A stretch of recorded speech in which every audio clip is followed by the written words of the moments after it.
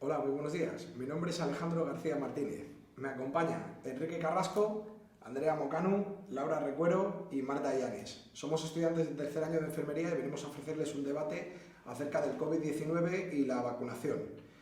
Como por desgracia todo el mundo conoce, el COVID-19 es un virus que nos sigue acompañando actualmente en la actual pandemia que sigue desarrollándose a lo largo del mundo.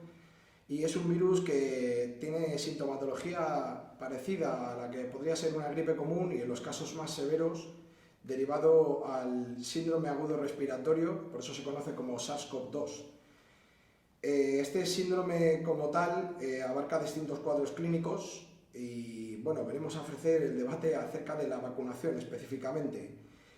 En concreto vengo a haceros una serie de preguntas. La primera para todo el equipo es ¿por qué estáis a favor o en contra de la vacunación de COVID-19? A ver, está claro que el COVID ha sido una crisis humanitaria y económica sin precedentes y es una crisis que ha obligado a investigar rápidamente medidas para llevar a cabo para frenar ese virus, y creo que son medidas que, a pesar de que se han hecho muy rápido, creo que han ayudado como la vacuna, creo que han ayudado a frenar ese avance del virus. Además, según el estudio de Pere Godoy, un estudio realizado en 2021 dice que estas vacunas han demostrado ser seguras y eficaces, cumpliendo los criterios establecidos por la OMS y para poder haber sido administradas en humanos. ¿Tenéis algo que...? Bueno, nosotros estamos en contra de la vacunación, en contra de lo que estáis diciendo vosotras, porque mismamente en ese mismo año el doctor Suharit Bhakdi, a ver si lo digo bien, yo creo que sí, es un especialista en enfermedades infecciosas, y él dice que tras la vacunación hay una proteína específica, en concreto la proteína de pico viral, que se establece en nuestro cuerpo y es algo que nuestro cuerpo no está acostumbrado, es decir, no se busca intencionalmente. Esta proteína lo que hace es atacar nuestro propio cuerpo, es decir, crea una respuesta autoinmune, lo cual nuestro cuerpo no está buscando.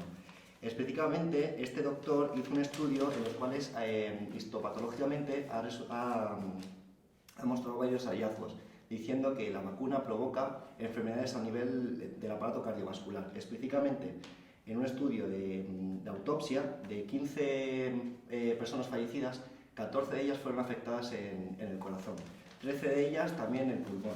Sin embargo, 2 de ellas solo en hígado y en otros órganos. Es decir, que específicamente va a afectar la vacuna en corazón y pulmón. ¿No?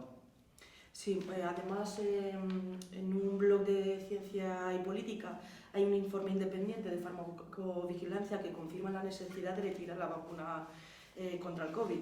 Este artículo fue publicado el 16 de junio de 2022 por el Peter Mayer.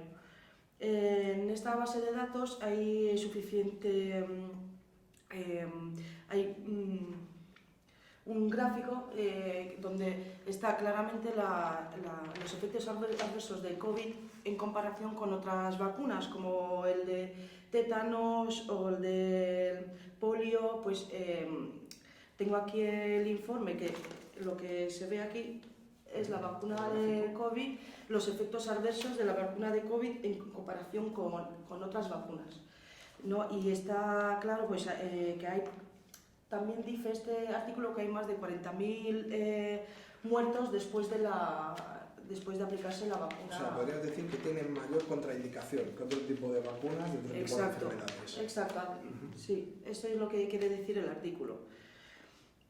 Luego, aparte de eso, también el profesor Bhakdi, doctor y profesor, nos dice que la vacunación provoca el colapso del sistema inmunitario y hay una explosión del cáncer, ¿no? Eso quiere decir que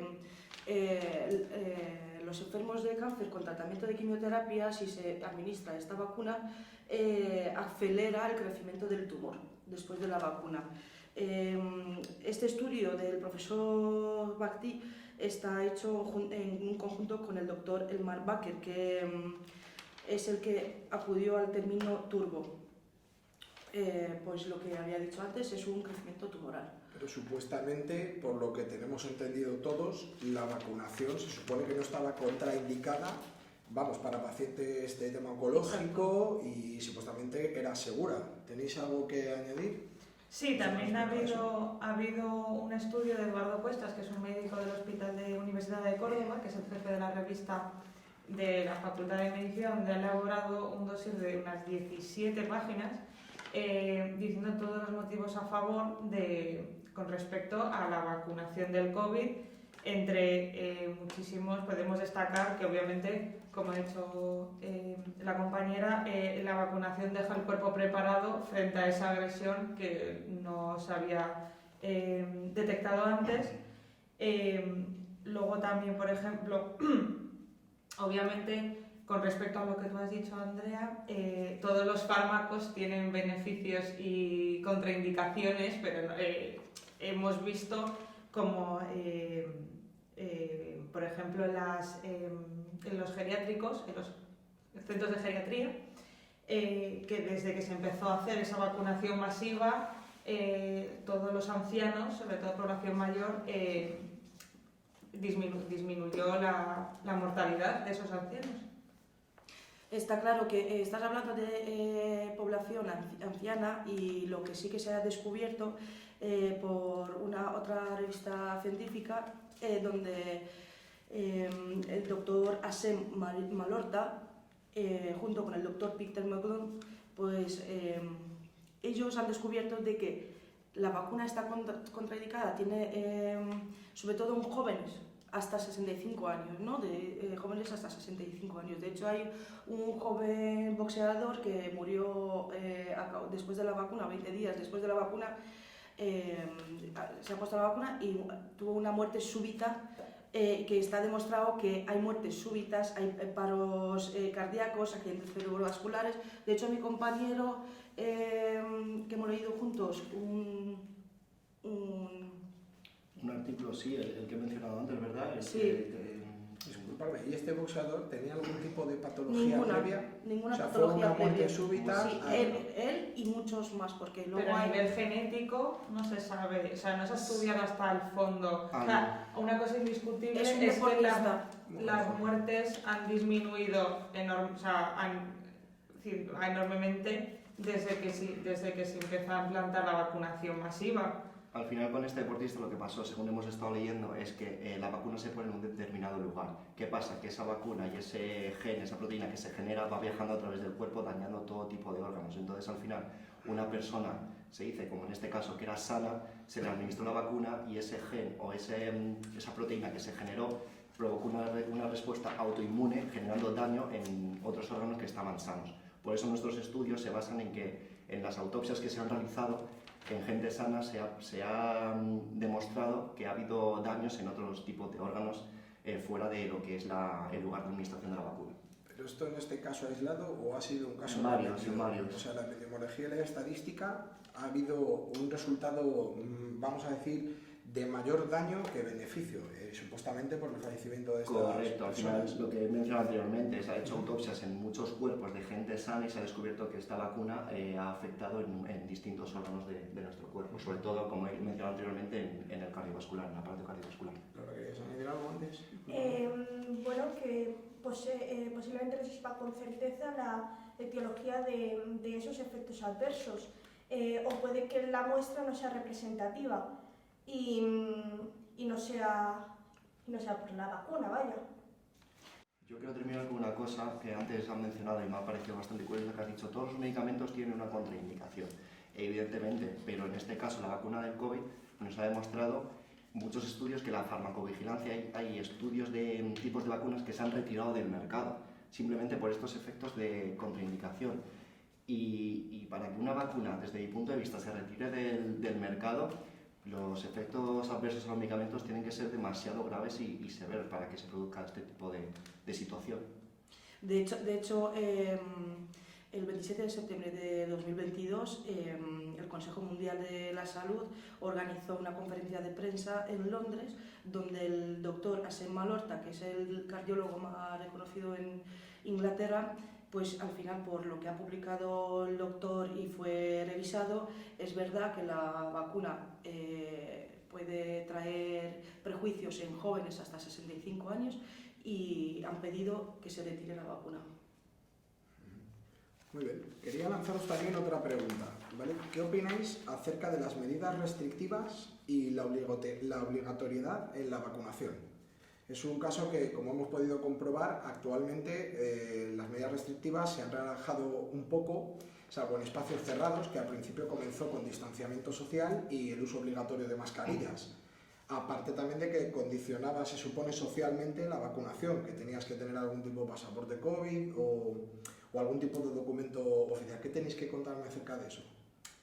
Hombre, al final sí que también por esta pandemia se ha, digamos, desarrollado un término que es el término de la vacilación de la vacuna, que es un término que se ha acotado ahora haciendo referencia a la falta también de conocimiento y confianza de la vacuna, pero que al final eso también era un motivo por el cual se imponían las restricciones, porque al final la falta de información ha hecho que un poco que se imponga esa vacuna porque la gente no tenía confianza en ella, pero no porque la vacuna no funcionase, sino porque sí que es verdad que se les ha demostrado que un gran porcentaje de la población pues no sabía los efectos, miedos e incertidumbres, y entonces pues bueno, la gente quizás era más reacia. Entonces yo creo que también por eso es una manera de obligar y llevar a la población a que se vacune. O sea, podemos deducir que es miedo psicológico, podríamos decirlo de alguna manera, para que nos entiendan. Yo al final entiendo, ¿no?, que es una situación a la que nunca nos hemos enfrentado y haya que tomar una serie de medidas, ¿no?, de restricción para que no todo el mundo se contagie y demás. Pero también me parece un poquito excesivo, ¿no?, estas medidas que hemos tenido en los últimos meses, sobre todo el confinamiento, porque ha creado, como bien sabemos, mucho daño psicológico en las personas que vivían solas, personas que no han tenido recursos. Entonces, aparte de hacer las medidas que para mí han sido un poquito excesivas, ayudar a ese tipo de gente que no tenía esos recursos, que ha provocado muchos daños psicológicos, sobre todo en la población joven, en las relaciones sociales, problemas internos de familias, ¿no?, que ya conocemos. Entonces, podríamos haber manejado un poquito diferente la medida de restricción. Aparte de todo lo que ha dicho mi compañero, podemos hablar un poquito más allá y podemos hablar de esos daños, ¿no?, psicológicos también sobre el pasaporte COVID, sobre los derechos humanos, sobre todo lo que nos han obligado y nos han forzado en un tan corto periodo de tiempo, que esto también ha hecho muchos daños, también. Al final hay gente que no ha querido vacunarse, por ejemplo, en mi caso, te ves con la obligación de vacunarte porque al final no puedes hacer tu vida normal, ¿no? Hay ciertos lugares donde no has podido viajar o no puedes viajar si no estás vacunado, o ciertos lugares donde no puedes ir a tomarte un simple café porque no estás vacunado. Entonces, en Austria no puedes ir a comprar alimentos porque no tienes el pasaporte COVID. También hay que apuntar que al final es una cosa que se ha visto, o sea, que los países mundiales, porque ha sido esto a nivel mundial, se han visto sorprendidos por esta ola, y yo creo que ha sido una manera la más liviana de controlar esa expansión de la enfermedad, que también quizás ahora si se hubiese, no sé, seguramente mi compañera tendrá que añadir, pero es una manera de contener una cosa que hasta hace poco no se sabía de dónde venía, cómo se propagaba y claro. Es más, encontramos un artículo de la revista National Library of Medicine de 2022, donde se hizo con una muestra de 76 pacientes que ingresaron en un breve periodo de tiempo, entre los cuales ingresaron en la unidad de cuidados intensivos. De los 76 pacientes, 50 no estaban vacunados, 11 no tenían la pauta completa y 15 estaban con su pauta completa de la vacuna, por lo que eso demuestra que posiblemente pues, es una alternativa eficaz contra el SARS-CoV-2. Yo quiero añadir una cosa y con esto termino. Simplemente deciros que al final la humanidad, ¿no?, está avanzando y al final nos hemos enfrentado a este virus y dentro de 5 años tendremos otro nuevo virus al cual tenemos que estar preparados. y nuestro sistema, cuando digo estar preparado me refiero a que nuestro sistema inmune tiene que estar preparado. O sea, al fin y al cabo, con esta medida de restricción estamos, desde mi punto de vista, y seguro que el de ella también, estamos como entorpeciendo, ¿no?, nuestro sistema inmune y nos estamos quedando más frágiles, entonces tenemos que estar mejor preparados. Y yo, Pero la vacuna Y también yo es para una terminar manera de también, preparar. contraindicaciones que nos dicen que no está... pero no sé. mira, hay una... Michael Jaden, que es el ex empleado de Pfizer, hasta 2011 fue el director de Pfizer, que es farmacólogo, microbiólogo, etc. Tienen bastantes afirmaciones con pruebas y demás en Plandemic Series. Hay un documental donde entrevistan a varios médicos y personas que nos pueden decir lo contrario de lo que estáis diciendo vosotras. Entonces, como conclusión final a este debate, podríamos decir que la vacunación, por lo que yo he llegado a entender, la vacunación ha sido, como vamos a decir, corregirme vosotros, que sois los especialistas, una obligatoriedad para, vamos a decir, generar una protección social, aparte de lo que se hablaba en la tele, de lo que era la inmunidad de rebaño, por los contagios que ha habido masivos, etcétera, etcétera. Vamos a decir que recomendaríamos que la gente se vacune. O sea, sí que tenemos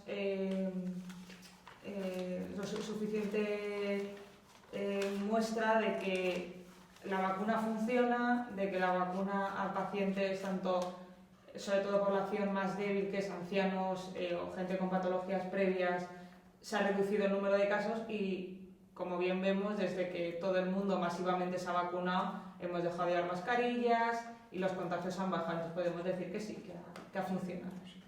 Solo un inciso, que la vacunación es un progreso de la ciencia y debemos aprovechar esos avances.